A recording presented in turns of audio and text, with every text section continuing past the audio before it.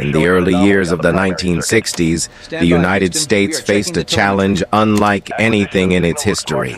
A single moment had changed everything when the Soviet Union launched Sputnik into orbit. For the first time, America realized it was behind in the race for the future. Then came the words that would define a generation. President John F. Kennedy stood before the world and declared, "We choose to go to the moon, not because it is easy, but because it is hard." From that moment, a dream became a mission powered not only by science and technology, but by determination, courage, and the belief that humanity was meant for something greater.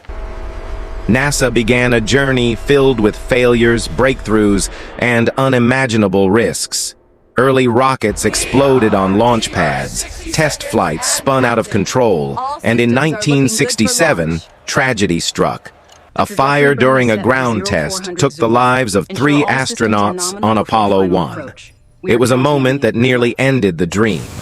But instead of stepping back, NASA rebuilt. Piece by piece, engineer by engineer, launch by launch.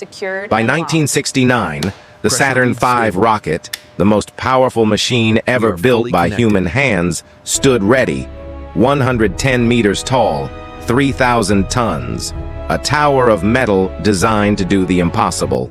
Thanks for the hand up. On the morning of July 16, 1969, hundreds of thousands gathered at Cape Kennedy. Families, reporters, engineers, veterans, school children, all watching history prepare to rise into the sky. Inside the spacecraft, 3 men waited. Neil Armstrong, calm and focused. Buzz Aldrin, precise and methodical. Michael Collins, steady and thoughtful, knowing he would orbit the moon alone. The countdown began. 10, 9, 8. The engines rumbled like thunder rising from the Earth's core. 7, 6, 5, 4, 3.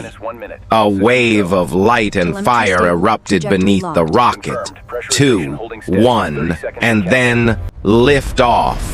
The ground shook, the crowds cheered, and humanity began its journey to another world.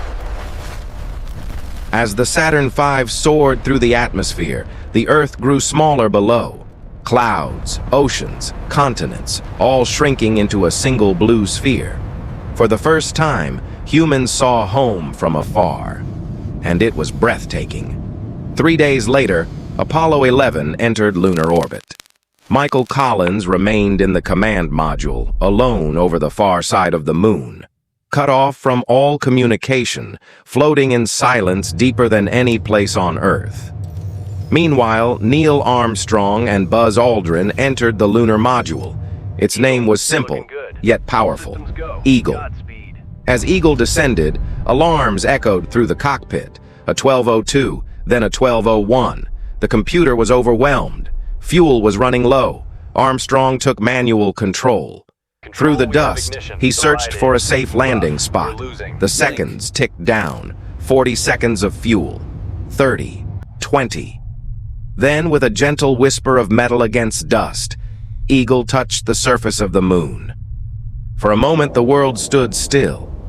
Buzz Aldrin looked out the window and said quietly, "Beautiful, beautiful, magnificent desolation." Millions watched the transmissions back on Earth. Families huddled around televisions. Children pressed their hands against the screen. Nations paused their conflicts, even for a moment, as humanity held its breath. And then, the hatch opened.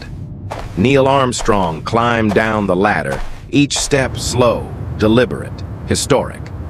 As he placed his foot on the lunar surface, he spoke the words that would echo through time. "That's one small step for man, one giant leap for mankind." Soon after, Buzz Aldrin joined him. 2 men, standing on a world no human had ever touched. They planted a flag, collected samples, photographed the horizon, set up experiments that still work today. Above them, the Earth rose, a blue and white marble floating in endless black. In that moment, humanity was no longer bound to one world. Look at that curve. After 2.5 hours on the lunar surface, Armstrong and Aldrin climbed back into the Eagle. They closed the hatch, carried the samples, and prepared for the journey home. With a burst of flame, Eagle lifted off the moon, rising toward the command module where Michael Collins waited. Collins watched the tiny craft ascend through the black sky, relieved to see the mission was still alive. The docking was precise, calm, like threading a needle in zero gravity. Together again, the crew of Apollo 11 turned toward Earth. The journey back was quiet and reflective. Beyond the windows, the moon faded behind them. The Earth grew larger, a symbol of home, fragile, beautiful, alive. On July 24th, Apollo 11 entered Earth's atmosphere at tremendous speed. Plasma flames surrounded the capsule, wrapping it in fire as it fell toward the ocean.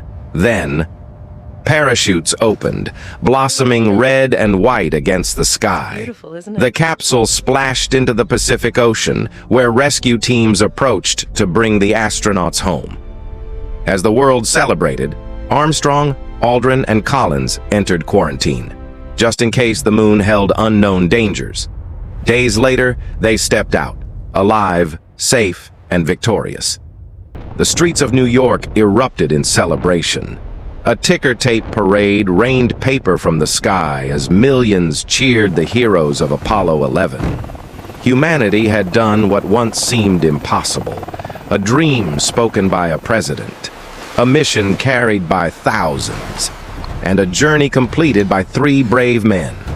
The moon landing was not just a technological triumph, it was a message that humanity can reach beyond fear, beyond war, beyond the limits of our world, and that when we look up at the night sky, we are reminded of what we can achieve. When we choose to go further than anyone has ever gone before. It's good to be home.